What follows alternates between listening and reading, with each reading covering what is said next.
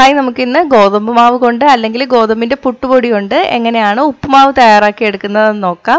ഇത് നമുക്ക് പെട്ടെന്ന് തയ്യാറാക്കി എടുക്കാൻ പറ്റുന്ന നല്ല ടേസ്റ്റി ആയിട്ടുള്ളൊരു റെസിപ്പിയാണ്. അപ്പോൾ നമുക്ക് റെസിപ്പി എങ്ങനെയാണെന്ന് നോക്കാം.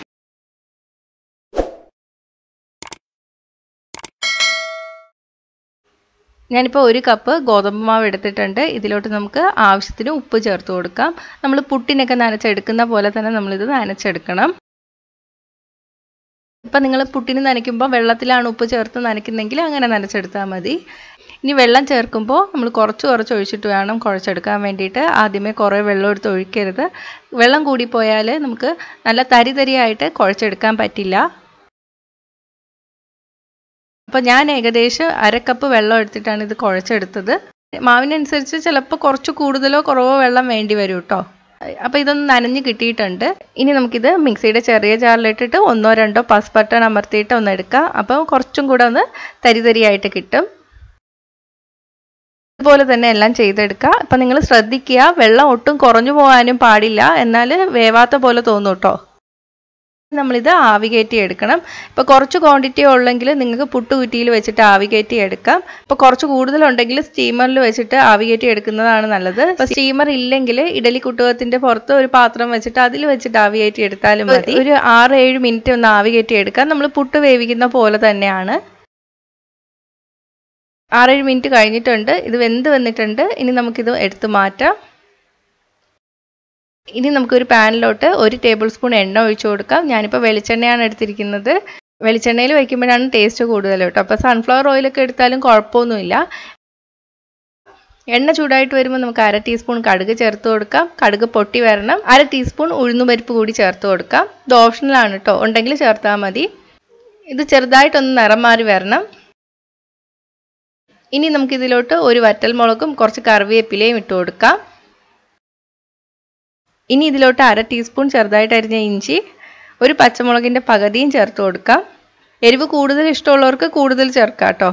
ഇഞ്ചി ചേർക്കുമ്പോഴാണ് നമ്മുടെ ഉപ്പുമാവിന് ആ ടേസ്റ്റ് കിട്ടുന്നത്. അപ്പോൾ ഇഞ്ചി എന്തായാലും ചേർക്കാൻ നോക്കാം. ആ ഇഞ്ചിയുടെ പച്ചമണം ഒന്ന് മാറി വരണം. ഇനി നമുക്കിതിലോട്ട് 1 മീഡിയം വലിപ്പത്തിലുള്ള സവാള നല്ല നൈസായിട്ട് അരിഞ്ഞത് ചേർത്ത് കൊടുക്കാം. 1 ക്യാരറ്റിൻ്റെ പകുതിയും 4 ബീൻസും ചെറുതായിട്ട് അരിഞ്ഞെടുത്തിട്ടുണ്ട്, അതുകൂടി ചേർക്കാം. ഈ ക്യാരറ്റും ബീൻസും ഒക്കെ ഓപ്ഷണലാണ്, ഉണ്ടെങ്കിൽ മാത്രം ചേർത്താൽ മതി. നമുക്ക് പച്ചക്കറിക്ക് വേണ്ടിയിട്ടുള്ള ഉപ്പ് മാത്രം ചേർത്തിട്ടൊന്ന് വഴറ്റിയെടുക്കാം. നമ്മൾ മാവിന് വേണ്ടിയിട്ടുള്ള ഉപ്പ് കുഴച്ചപ്പോൾ ചേർത്തിട്ടുണ്ട്. അപ്പോൾ ഉപ്പ് ചേർക്കുമ്പോൾ കൂടി പോവരുത്. ക്യാരറ്റും ബീൻസും ഒക്കെ ഓപ്ഷണലാണ്, ഉണ്ടെങ്കിൽ മാത്രം ചേർത്താൽ മതി. എൻ്റെ വീട്ടിൽ അമ്മ ഉണ്ടാക്കുമ്പോൾ സവാള മാത്രമേ ചേർക്കാറുള്ളൂ. രാവിലെ ഇപ്പോൾ പുട്ടുണ്ടാക്കിയിട്ട് ബാക്കി വരുമ്പോൾ വൈകിട്ട് ഉപ്പുമാവ് ഉണ്ടാക്കി തരും. അപ്പോൾ നല്ല ടേസ്റ്റാണ്. സവാള മാത്രം ചേർത്താലും രാവിലെ ഗോതമ്പ് പുട്ട് ഉണ്ടാക്കിയിട്ട് ബാക്കി വന്നാലും നിങ്ങൾക്ക് ഇതുപോലെ ഉണ്ടാക്കിയെടുക്കാം. അപ്പോൾ 4 മണിക്ക് ചായയുടെ കൂടെയൊക്കെ നല്ലൊരു കോമ്പിനേഷനാണ്. ഇനി നമുക്കിത് അടച്ചു വെച്ച് വേവിക്കാം. സവാള നല്ല ബ്രൗൺ നിറമൊന്നും ആയി വരണ്ട, ഒന്ന് കളർ മാറി വന്നാൽ മാത്രം മതി. പച്ചക്കറി ഒന്ന് വെന്ത് വരെയും വേണം. ചെറുതായിട്ട് അരിഞ്ഞെടുത്തുകൊണ്ട് പെട്ടെന്ന് തന്നെ വെന്ത് കിട്ടും. ഇനി നമുക്കിതിലോട്ട് വേവിച്ച് വെച്ചിരിക്കുന്ന മാവ് ചേർത്ത് കൊടുക്കാം. നന്നായിട്ടൊന്ന് ഇളക്കി കൊടുക്കാം.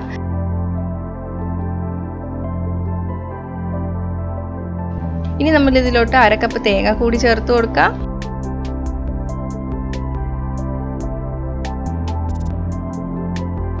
ഇനി നമുക്കിത് അടച്ചു വെച്ച് 2 മിനിറ്റ് ഒന്ന് വേവിച്ചെടുക്കാം. തീ സിമ്മിലോട്ടാക്കി വെക്കുക കേട്ടോ.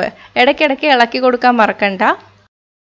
അപ്പോൾ ഇത്രയേ ഉള്ളൂ, നമ്മുടെ ഉപ്പുമാവ് റെഡി ആയിട്ടുണ്ട്. ഇനി നമുക്ക് സെർവ് ചെയ്യുന്ന പാത്രത്തിലോട്ട് മാറ്റാം. അപ്പോൾ ഗോതമ്പ് മാവ് കൊണ്ട് എന്നും പുട്ടും ദോശയും അല്ലെങ്കിൽ പൂരിയും ചപ്പാത്തിയും ഒന്നും ഉണ്ടാക്കാതെ ഇതുപോലെ ഉപ്പുമാവും തയ്യാറാക്കി നോക്കുക.